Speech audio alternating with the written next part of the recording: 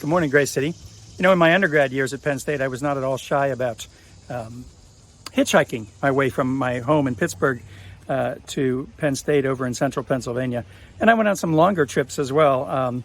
And I'm reminded of that because this Sunday I'm working from the title, A Hitchhiker's Guide to the Kingdom. You may notice, if you're really being alert, that my titles this summer are starting to form a theme. Let me know if you can guess what they are. Look at last week's title, this week's, and the ones that will come later in August. But anyway, A Hitchhiker's Guide to the Kingdom, and we're going to look at several different portions of Scripture. I want to begin in the creation story because, you know, church, often in our Bible study, we're really good at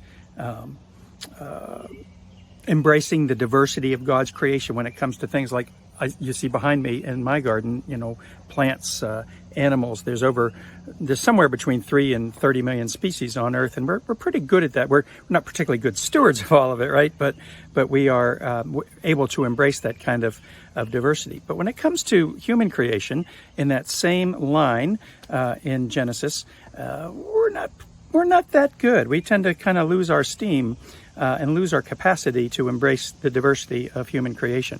We're gonna unpack that at the beginning. Then we're going to go on an actual story of hitchhiking in the Scripture. And if you can guess what that particular Scripture is, I'll give you a hint. It's actually in the New Testament. But we're going to unpack a actual hitchhiking application of what we do work on in Genesis, and then we'll end in the end of times in Revelation, and we're going to just go on a lighthearted trip through the story of how God made us and what He would have us do on earth as it is in heaven. It's going to be great. Looking forward to it. We'll see you Sunday, 10 a.m. If you haven't come out yet, it's time. Church down on the harbor, frankly, it's just wonderful.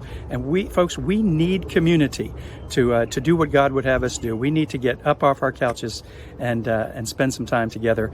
I guarantee you'll be glad you came. If not, your money back. And if you get that, you're perfect. We'll see you Sunday. Love you, Grace City.